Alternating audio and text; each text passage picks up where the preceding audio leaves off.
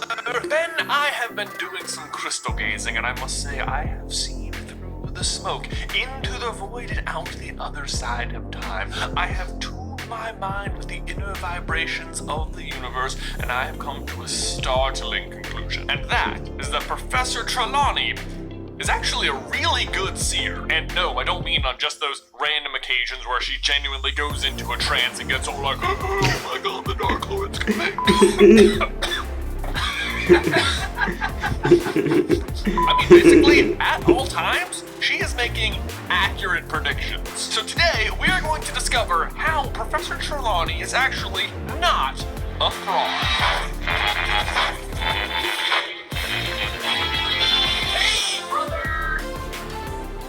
Speaking of the future, here's a prediction for you, Ben, that this Friday here on Super Carlin Brothers, we are going to be going live at 3 p.m. Eastern Time to celebrate the 1-year anniversary of Carlin Brothers Coffee. It is going to be a lot of fun. We're going to be doing giveaways, revealing some new products, but the thing I'm most excited about is the new, very exclusive mugs, of which there's going to be 4. Make of that what you will. Additionally, any bag of coffee purchased whilst we are streaming will arrive to your door signed by both me and Ben. So again, this Friday, 3 p.m. Eastern Time here on Super Carlin Brothers. Hope to see you there. But back to cooking sherry drinking enthusiast Sybil Trelawney and her serious knack for predicting things and serious lack of understanding why anything she's saying is actually true. For the most part, you're supposed to think of Trelawney as a fraud, just some sort of bumbling annoyance that Harry has to deal with. And after the first few books with her, you're sort of left wondering, like,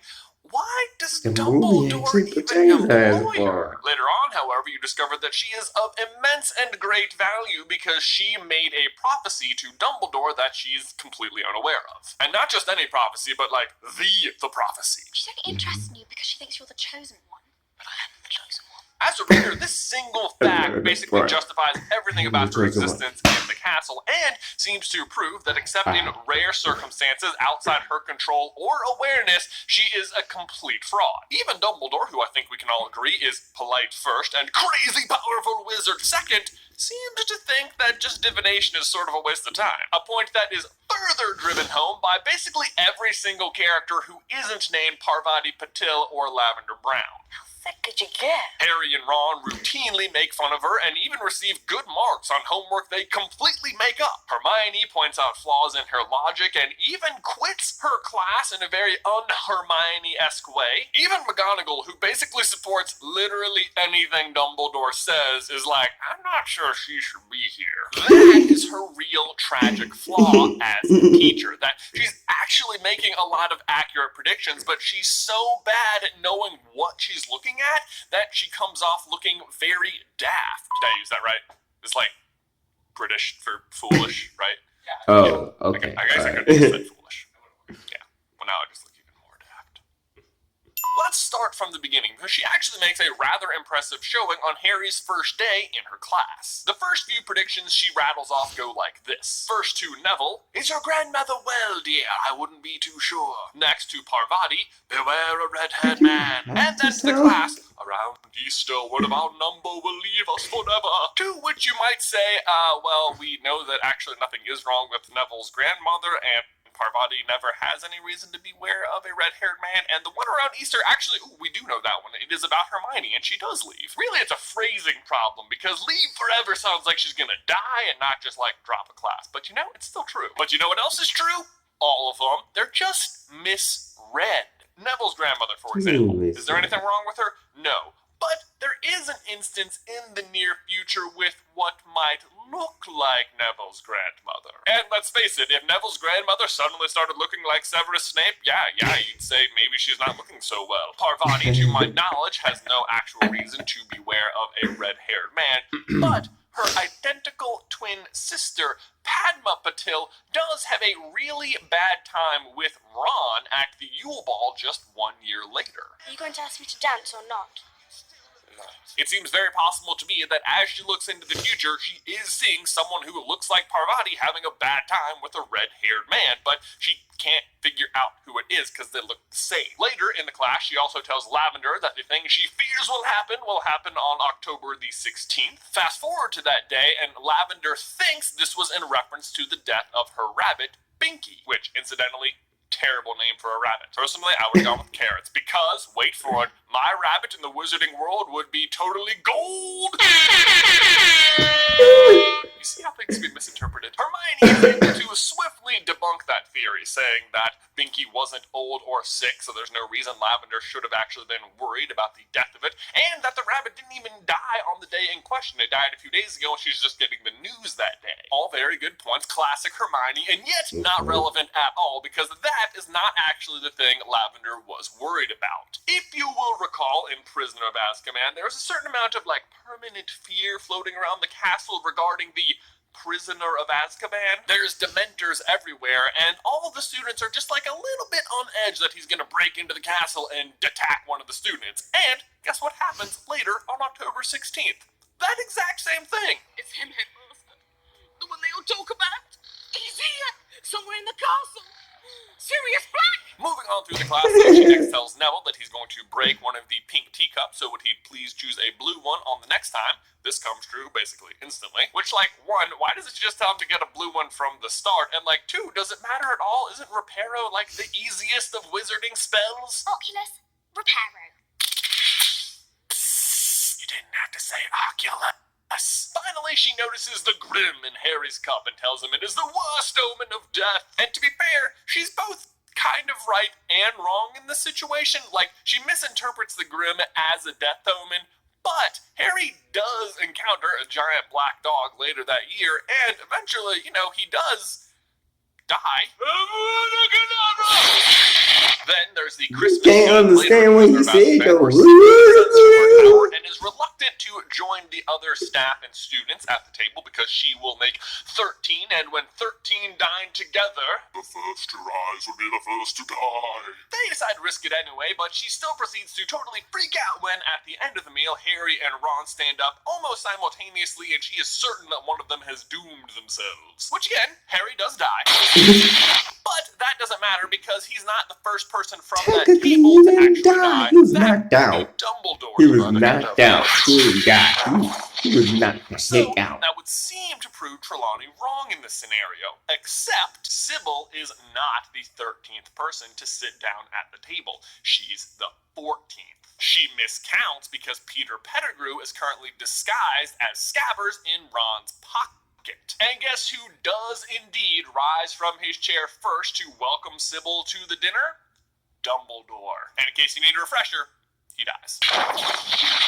Moving on to Goblet of Fire, she starts dropping hints early on that Harry is actually a Horcrux, a thing we didn't pick up on because at the time none of us knew what a Horcrux was. You are preoccupied, my dear. My inner eye sees past your brave face to the troubled soul within. I fear the thing you dread will indeed come to pass, and perhaps sooner than you think. This, of course, is Harry with all the impact of two tissues colliding. All of them.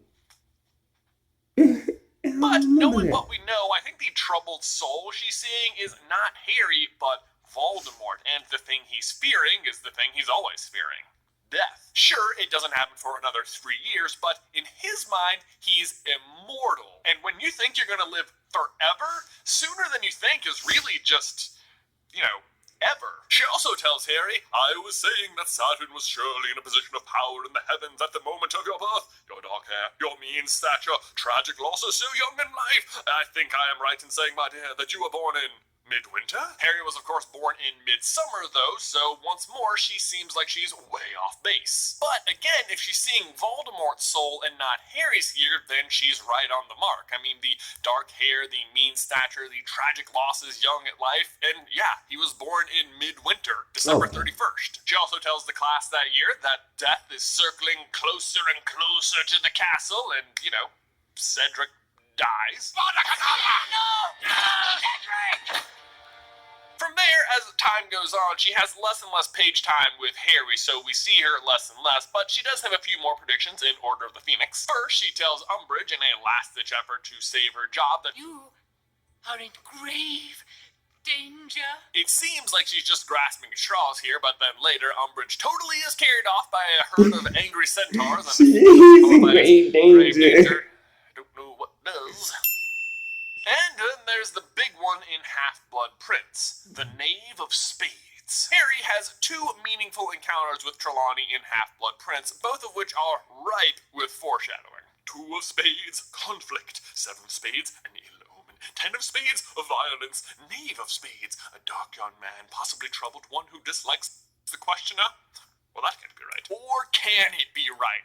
To me, in retrospect, this has always been pretty clearly pointing to Draco and his mission to kill Dumbledore. He is the Knave of Spades. The terrible irony here is, of course, that Harry is obsessed with Draco for a good portion of this book, but he's so dismissive of Trelawney that he just totally passes by all these clues, which I think have several layers of meaning. For conflict, we know Draco is feeling conflicted about his actual work for the Dark Lord and the act of killing someone. He's definitely been talking a big game for the last 5 years, but now that he's finally been forced to put on his big boy Death Eater pants, it might be more than he's bargained for. These aren't just big boy pants, these are like big boy overalls. The ill omen could be a few things, whether it be the dark mark on his arm that he shows to Borgin at the shop, the items he tries to get to Dumbledore as gifts, or even just the dark mark above the tower to lure in Dumbledore. The violence could allude to his later duel with Harry, where he gets all sectum sempered, or else, you know, the climax of the book where Dumbledore gets murdered.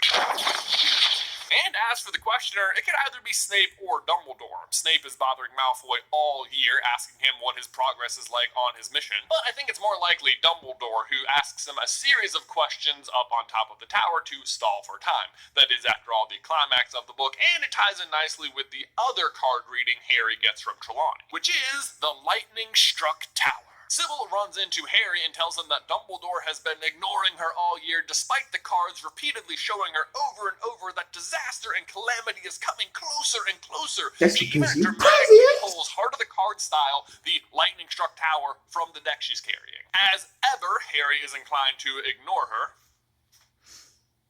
But looking back, it would seem that once again, she was right all along. J.K. Rowling all but confirms this by naming the chapter in which Dumbledore dies, The Lightning-Struck Tower. I actually feel bad for Trelawney in this situation, because as she's telling Dumbledore this, he already knows exactly what she's talking about, but obviously can't confirm any of the things she's saying. He just has to be like, nah. All in all, it just very clearly indicates that Malfoy is indeed the Knave of Spades, and that almost anything Sybil Trelawney says in the books will come true, even if she has absolutely no capacity to understand what she's actually saying. Then my question for you and everyone else is, what do you think? Is Sybil actually secretly really great from her job? A secret she's apparently also keeping from herself. I'd love to know your thoughts in the towel section down below. And don't forget, guys, this Friday at 3 p.m. Eastern Time, we'll be having a live stream right here on Super Carlin Brothers to celebrate the 1-year anniversary of Carlin Brothers Coffee. We'll be doing some giveaways, unveiling new products, new mugs. It's going to be a lot of fun. Hope to see you there. Thanks as always for watching today's video. Please leave a like on it if you haven't already, and subscribe so you don't miss any future Harry Potter action from us.